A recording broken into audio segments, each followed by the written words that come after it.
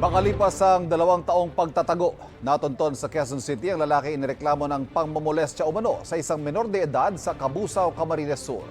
Itinanggi ng suspect ang paratang. Yan ang unang balita ni James Agustin. Pinadapa ng mga operatiba ng Batasan Police Station ng 37 anyos na lalaki na subject ng bit-bit nilang warrant of arrest para sa kasong pangmomolestya sa isang menor de edad. Natunto ng lalaki sa pinapasukan niyang junk shop sa Barangay Commonwealth, Quezon City kung saan umano siya nagtago ng mahigit 2 taon.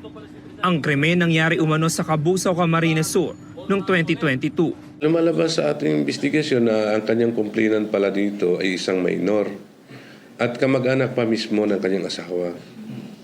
Nakapagsumbong yung bata kaya siya ay na-file ng kaso. Minolestya niya yung ating minor de edad dito kaya nakasuhan po siya ng lascivious conduct in relation to RE 7016. Pagdating sa police station na pag-alaman na may isa pang warrant of arrest ang lalaki para naman sa kasong rape, isinilbi rin ito ng mga otoridad. Maliban pala doon sa unang insidente ay nagkaroon pa uli ng isang insidente pa kung saan ay may halo na itong panghahalay na kung saan yung minor de edad ay nakapagsumbong din sa kanyang mga magulang kaya na-filean uli ng another case itong ating suspect.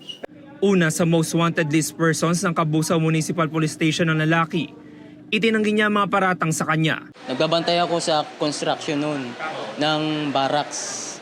Ngayon, pumunta doon yung batang maliit. Ano pa lang siya, 10 taon. Naglalaro na doon. Ngayon sinita ko, makulit, matigas ang ulo. Pinalo ko sa puwit. Sorry po, wala ako doon. Hindi ko, gusto kong linawin sa kanila, hindi ko narip. Inihanda na ang mga dokumento para sa return of warrant. Nakatakda ring ibiyayang lalaki patungong Camarines Sur.